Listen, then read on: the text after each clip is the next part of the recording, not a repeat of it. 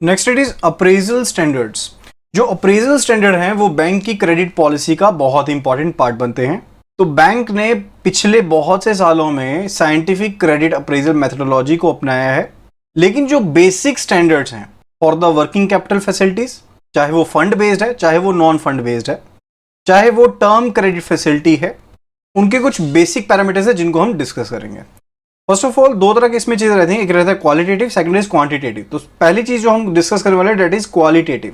तो जब हम क्वालिटेटिवली किसी चीज को जज करते हैं तो उस प्रपोजिशन में हम किस चीज को देखते हैं, हम देखते हैं कि ये जो प्रोजेक्ट है ये वायबल है या नहीं है, यानी कि वायबिलिटी चेक करते हैं एक तो उसमें। एंड सेकंड जो चीज देखते हैं कि वो देखते हैं बैंक के जो भी प्रूडेंशियल लिमिट्स हैं, प्रूडेंशियल लेवल्स हैं, चाहे वो इंडिविजुअल को लेकर हैं, चाहे वो ग्रुप को लेकर हैं, चाहे इंडस्ट्री को लेकर हैं, क्या उन प्रूडेंशियल लेवल ऑफ एक्सपोजर्स को हम फॉलो कर रहे हैं नहीं कर रहे हैं। एंड साथ के साथ जिस इंडस्ट्री का हम लोन करने जा रहे हैं उसका जो पास्ट एक्सपीरियंस रहा है हमारे साथ, या फिर जो एक्सपीरियंस रहा है प्रमोटर्स के साथ, अगर कोई ट्रैक रिकॉर्ड है तो उसको गो थ्रू करते हैं। एंड अगर कोई नया कनेक्शन है लेकिन वो एंटरप्रेन्योर जो है वो पुराना है, यानी कि इंडस्ट्री पुरानी है, तो वहां पर जो कॉन्फिडेंशियल ओपिनियन रिपोर्ट है उसको हम गो थ्रू करते हैं। यानी कि अगर हम XYZ फर्म की बात करें, XYZ फर्म अगर तो कोई पुरानी फर्म है तो इसका क्या रिलेशन रहा है, क्या हिस्ट्री रही है इसके प्रोमोटर्स के साथ, उसको गो थ्रू करेंगे। अगर कोई नई फर्म है तो नई फर्म है बैंक के लिए लेकिन मार्केट में एग्जिस्ट कर रही है, तो इस फर्म का बाकी बैंक्स के साथ कैसा रिलेशन रहा, क्या इसका डाटा अवेलेबल था, जो भी इसको हम केयरफुली गो थ्रू करेंगे। तो यहां पर दो चीजें हमने देखी, एक तो है जहां पर एंटरप्रेन्योर पुराना है लेकिन हमारे साथ न्यू रिलेशन है, तो हम एग्जिस्टिंग बैंक्स के साथ जो रिलेशन थे उनको जज कर सकते हैं। अगर हमारे साथ ऑलरेडी वो डील कर चुका है एंटरप्रेन्योर, तो हमारा जो पास्ट एक्सपीरियंस है उसको, एंड जो प्रमोटर्स के साथ जो उसका रिलेशनशिप रहा है उसको हम केयरफुली गो थ्रू कर सकते हैं। इसके अलावा जो कॉन्फिडेंशियल ओपिनियन रिपोर्ट्स हैं हम उनको गो थ्रू करेंगे। एंड जहां पर टोटली न्यू आपका कह लीजिए वेंचर है, मेडन वेंचर है जो प्रपोज बोरोर का, ठीक है, यानी कि बिल्कुल ही नया कंसर्न है, वहां पर कॉन्फिडेंशियल रिपोर्ट को तो हम गो थ्रू करेंगे ही उनकी, लेकिन जो भी उनके डायलॉग्स हैं इस न्यू कंसर्न के, जो भी डायलॉग्स हैं उनके प्रमोटर्स के साथ, उनके बिजनेस कॉन्ट्रैक्ट के साथ, उनको भी हम गो थ्रू करेंगे। ठीक है, तो अगर बिल्कुल नया कंसर्न है तो रिपोर्टिंग तो हम देखेंगे ही उनकी कि वो कॉन्फिडेंशियल रिपोर्टिंग क्या है। इसके अलावा जो उनके प्रमोटर्स के साथ जो उनके डायलॉग्स हुए हैं, जो उनकी बातचीत हुई है, एंड जो उनके कॉन्ट्रैक्ट्स के साथ उनकी बातचीत हुई है, उसको भी हम सीरियसली गो थ्रू करेंगे। तो तीन चीजें होंगी, प्रमोटर्स, कॉन्ट्रैक्ट्स के साथ बातचीत हुई है उसको गो थ्रू करेंगे, एंड जो आपकी कॉन्फिडेंशियल रिपोर्ट्स हैं उनको गो थ्रू करेंगे। तो let us discuss the basic quantitative parameters. पहला जो पैरामीटर है दैट इज लिक्विडिटी। अभी हम क्वांटिटेटिव पैरामीटर्स की बात करें तो इसमें सबसे पहला जो पैरामीटर है दैट इज लिक्विडिटी। तो लिक्विडिटी को मेजर करने के लिए कौन सी रेशियो होती है, that is a current ratio. Current ratio क्या है, current assets divided by current liabilities. And 1.33 जो है करंट रेशियो, ये बेंचमार्क लेवल माना गया है लिक्विडिटी का। यानी कि अगर किसी फर्म की करंट रेशियो 1.33 है तो उसे बेहतर माना गया है, लेकिन यहां पर जो फ्लेक्सिबिलिटी है वो हो सकती है। जो CR है यानी कि करंट रेशियो है 1.33 की, ये सिर्फ इंडिकेटिव है एंड मैंडेटरी नहीं हो सकती है। एंड जहां पर प्रोजेक्शन हम लेते हैं, जब भी हम किसी कंपनी को फाइनेंस करते हैं तो उसकी प्रोजेक्शन लेकर आते हैं, तो आने वाले समय में ये जो कंपनी है कहां तक पहुंचेगी। तो अगर प्रोजेक्टेड जो CR है, जो CR प्रोजेक्ट की गई है वो बेंचमार्क से लोअर है, या फिर प्रपोज्ड CR जो है वो कम हो जाती है, तो वो सिर्फ अकेला एक रीजन नहीं बन सकता जिसके कारण हम उनका लोन प्रपोजल को रिफ्यूज कर दें या फिर लोअर लेवल पर लोन उनका सैंक्शन करें। तो अगर किसी फर्म का, कहने का मतलब क्या है कि अगर किसी फर्म का जो करंट रेशियो है वो 1.33 से कम है, प्रोजेक्टेड करंट रेशियो 1.33 से कम है, तो वहां पर हमें रीजन को अच्छे से एग्जामिन करना चाहिए कि किस कारण से जो CR है वो एस्टिमेटेड CR है वो कम है, एंड जो डिजर्विंग केसेस हैं उन्हें एक्सेप्ट करना चाहिए। एंड जहां पर ये चीज फील हो कि जो प्रोजेक्टेड CR है, करंट रेशियो है, वो एक्सेप्टेबल नहीं है, लेकिन जो बोरर है उसे असिस्टेंस चाहिए, लेकिन कुछ कंडीशंस के साथ हम उन्हें ऐसा दे सकते हैं, असिस्टेंस दे सकते हैं। लाइकवाइज यहां पर ए बोरोअर है, एबीसी बोरोअर है, जिसकी जो current ratio, projected current ratio calculate हमने की, that came out to be 1.11। अब ये जो 1.11 है डेट इज लेस देन 1.33, यानी कि जो बेंचमार्क आपकी करंट रेशो है उसके से कम है। तो सबसे पहला प्रोसेस क्या रहेगा कि हम इसे एग्जामिन करेंगे किस रीजन के कारण ये जो करंट रेशो है ये कम है, ठीक है। एंड अगर ये करंट रेशो कम है फिर भी हमें लगता है कि एबीसी को असिस्टेंस जो है वो जरूरी है, वो डिजर्व करता है, तो वहां पर कुछ कंडीशंस के साथ जो लोन है वो एक्सटेंड किया जा सकता है, वर्किंग कैपिटल फाइनेंस दिया जा सकता है। सो ये पहला पैरामीटर था, that is a liquidity. Second it is a net working capital. So net working capital जिसे हम एनडब्ल्यूसी से डिनोट करते हैं, या फिर टोटल करंट एसेट्स। सो ये जो रेशियो है that is net working capital to total current assets ratio, ये करंट रेशियो को ही फॉलो करती है। तो जो भी मूवमेंट्स हैं नेट वर्किंग कैपिटल में उन्हें हम गो थ्रू करते हैं इस चीज को देखने के लिए कि लॉन्ग टर्म सोर्सेस एंड जो लॉन्ग टर्म यूजेस हैं इनके बीच में मिसमैच ना हो, जो मे बी बैंक के द्वारा एक्सेप्टेबल ना हो, ठीक है। अगर हैं भी तो उसके रिगार्डिंग जो भी करेक्टिव एक्शन है हम उसे सुजेस्ट कर सकें। सो नेट वर्किंग कैपिटल की मूवमेंट के ऊपर क्या रखना है, हमने ध्यान रखना है ताकि जो लॉन्ग टर्म सोर्सेज हैं, लॉन्ग टर्म यूजेस हैं, इनके बीच में कोई मिसमैच ना हो जो बैंक को रेडिली एक्सेप्टेबल नहीं है। अगर है भी तो उसके रिगार्डिंग हम गाइड कर पाए। Third parameter is regarding the financial soundness. जो फाइनेंशियल साउंडनेस है वो डिपेंड करती है कि प्रमोटर का कितना स्टेक है या कितना लेवरेज है। कहने का मतलब है अगर हम फर्म XYZ की यहां पर बात कर रहे हैं तो इसके प्रमोटर्स ने यहां पर कितना पैसा इसमें इन्वेस्ट किया है, या फिर मार्केट से कितना पैसा उठाकर XYZ ने अपने एसेट्स को क्रिएट किया है, ठीक है। तो इस चीज को समझिए।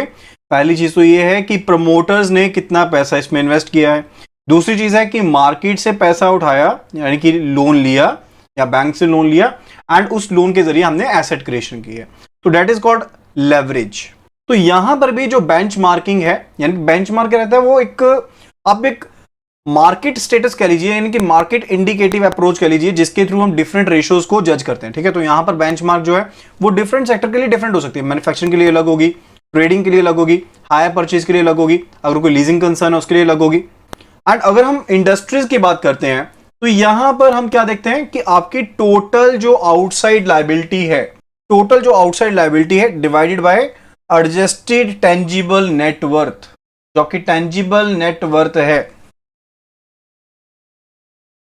अगर ये रेशो आपकी अराउंड 3 है, अगर ये रेशो आपकी 3 है तो ये क्या है, रीजनेबल है।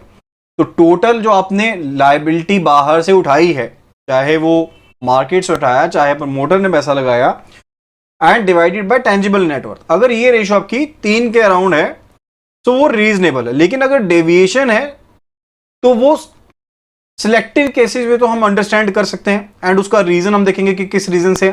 अब सैंक्शनिंग अथॉरिटी, हम बैंक के पॉइंट ऑफ व्यू से सोच रहे हैं कि इस पर्सन ने बाहर से इतना लोन उठा हुआ, अपना एसेट क्रिएट किया हुआ है, अगर तो 3 तक है तो हम कहेंगे कि ठीक है। अदरवाइज अगर इसने ज्यादा लोनिंग उठाकर अपना एसेट क्रिएट किया हुआ तो ये जो फर्म है, ये जो इंडस्ट्री है, ये हाई रिस्क है, क्योंकि इसका लेवरेज ज्यादा है, ज्यादा पैसा उठाकर ज्यादा एसेट बनाया जा सकता है, लेकिन इसके पास इसकी जो शॉर्ट टर्म लायबिलिटीज हैं, यानी कि करंट लायबिलिटीज हैं, उनको फुलफिल करने के लिए इसके पास पैसा नहीं होगा। ओके, तो इसके रिगार्डिंग जो डिफरेंट रेशियोज हैं, जो डिफरेंट इंडस्ट्रीज के रिलेटेड, सेक्टर्स के रिलेटेड बनाई जाती हैं, वो बैंक्स अपनी पॉलिसीज में डिफाइन करते हैं। नेक्स्ट जो पैरामीटर है दैट इज अ टर्नओवर। तो बहुत बार हम सुनते हैं टर्नओवर के बारे में। तो टर्नओवर जो है वो बहुत इंपॉर्टेंट है। जो ट्रेंड है quantity wise and value wise turnover का, वो मार्केट में हम चेक कर सकते हैं क्योंकि जो डाटा है वो अवेलेबल होता है। लेकिन ज्यादा इंपॉर्टेंट चीज क्या है कि आपकी एक स्टेडी आउटपुट होनी चाहिए। अगर क्वांटिटेटिव टर्म्स में आपका इंक्रीजिंग नहीं भी है, यानी कि वैल्यूज इंक्रीज नहीं भी कर रही है टर्नओवर की, फिर भी आपकी क्या होनी चाहिए, एक स्टेडी आउटपुट होनी चाहिए, एक जैसी आउटपुट होनी चाहिए लगभग। बिकॉज जो सेल की रियलाइजेशन है वो प्राइस के कारण फ्लक्चुएट हो सकती है। अगर इन जनरल कहें तो टर्नओवर है क्या कि जो टोटल सेल्स जनरेट की गई हैं किसी बिजनेस के द्वारा स्पेसिफिक पीरियड में, उसको हम टर्नओवर कहते हैं, या फिर आप कह लीजिए ग्रॉस रेवेन्यू जो है उसके बारे में बात करते हैं, ठीक है। तो अगर आपके पास राइजिंग ट्रेंड नहीं भी है क्वांटिटेटिव टर्म्स में, तो ज्यादा इंपॉर्टेंट चीज क्या बन जाती है कि आपने एक स्टेडी आउटपुट बनानी है। ओके, नेक्स्ट जो पैरामीटर है that is related to profits. तो जब भी किसी अप्रेजल के पर्पज से हम प्रॉफिट्स को देखते हैं तो जो भी आपकी नॉन ऑपरेटिंग प्रॉफिट है, आपकी ऑपरेटिंग प्रॉफिट क्या होती है कि जो आपके मेन बिजनेस कंसर्न्स हैं उनके थ्रू जो आप पैसा जनरेट कर रहे हैं, जो इनकम जनरेट कर रहे हैं। नॉन ऑपरेटिंग प्रॉफिट क्या आपके, जो आपकी एक्स्ट्रा ऑर्डिनरी इनकम है, ये वन टाइम हो सकती है या फिर एक्स्ट्रा ऑर्डिनरी हो सकती है। तो जो भी आपकी नॉन ऑपरेटिंग प्रॉफिट्स हैं आप इनको एक्सक्लूड कर देते हैं, इनको आप बीच में काउंट नहीं करते हैं। एंड अगर कोई कंपनी पिछले 2 सालों से या उससे ज्यादा सालों से लगातार लॉस में है तो उसे हम क्लोजली मॉनिटर करेंगे एंड उनके अकाउंट्स को क्लोजली मॉनिटर करेंगे। Next parameter is related to the credit rating. So credit rating में एक तो बैंक की इंटरनल क्रेडिट रिस्क असेसमेंट रहती है, there is internal credit risk assessment. अगर इसको छोड़ते हुए अगर रिजर्व बैंक ऑफ इंडिया के द्वारा कोई approved external credit rating agency है, यानी कि रिजर्व बैंक ऑफ इंडिया क्या करती है, क्रेडिट रेटिंग एजेंसी सीआरए को अप्रूव करती है, कोई एक्सटर्नल सीआरए है जिसको रिजर्व बैंक ऑफ इंडिया ने अप्रूव किया है, इस एक्सटर्नल सीआरए के द्वारा ये कंपनी रेटेड है, लेट अस से एबीसी कंपनी जो है एक्सटर्नल सीआरए के द्वारा रेटेड है किसी भी इंस्ट्रूमेंट के लिए, चाहे सीपी के लिए या फिर एफटी के लिए। तो जब भी हम फाइनल डिसीजन पर पहुंचेंगे तो हम इसकी तरफ जरूर देखेंगे, यानी कि फाइनल डिसीजन को करने से पहले अगर कोई कंपनी एक्सटर्नल सीआरए के द्वारा रेट की गई है तो इस चीज की तरफ जरूर ध्यान दिया जाएगा। लेकिन अगर एक्सटर्नल रेटिंग नहीं की गई है तो हम इस चीज के लिए इंसिस्ट नहीं करेंगे, बिकॉज क्रेडिट रेटिंग में एडिशनल एक्सपेंडिचर होता है। सिर्फ और सिर्फ तभी इस चीज की तरफ, इस पहलू की तरफ देखा जाएगा अगर already external credit rating agency ने रेटिंग की हुई है कंपनी की for any of the instruments, चाहे वो कमर्शियल पेपर्स हैं, फिक्स डिपॉजिट्स हैं, उनके लिए। Next parameter is the capital markets. तो जहां पर जो कंपनी है उसके जो शेयर्स हैं वो स्टॉक एक्सचेंज पर लिस्टेड हैं, तो वहां पर उसके शेयर्स के प्राइस की मूवमेंट, जो मार्केट वैल्यू है शेयर्स की, एंड साथ ही साथ जो उसके कंपटीटर्स हैं उनके शेयर्स की जो मार्केट वैल्यू है उनको ध्यान से देखेंगे, उनको मॉनिटर करेंगे। साथ ही साथ अगर कोई पब्लिक इशू निकाला गया है, कोई राइट इशू निकाला गया है तो उसके लिए क्या रिस्पॉन्स रहा है, पब्लिक इशू के लिए, राइट इशू के लिए कैसा रिस्पॉन्स रहा है, इन सभी चीजों को ध्यान में रखेंगे। यानी कि अगर कोई स्टॉक एक्सचेंज में लिस्टेड शेयर है किसी कंपनी के तो उसके शेयर्स के प्राइसेस में कैसा उतार चढ़ाव हो रहा है, उसके मार्केट वैल्यू क्या है शेयर्स की, साथ के साथ जो कंपटीटर्स हैं उनके शेयर्स की क्या वैल्यू है, वो कैसे ऊपर नीचे हो रही है। एंड अगर कोई पब्लिक या फिर राइट इशू निकाला गया है तो उसके रिगार्डिंग क्या रिस्पॉन्स है, इन सभी चीजों को ध्यान से देखेंगे जो रिफ्लेक्ट करेगी कॉर्पोरेट इमेज को। ठीक है, कि इन्वेस्टर्स की कम्युनिटी में जो कॉर्पोरेट इमेज है उस फर्म की वो कैसी है, इससे भी हम अपना डिसीजन और स्ट्रॉन्ग कर सकते हैं। सो ये वो क्वांटिटेटिव पैरामीटर्स हैं जो हम इस्तेमाल करते हैं in the working finance. Now let us look at the different parameters for the term loan.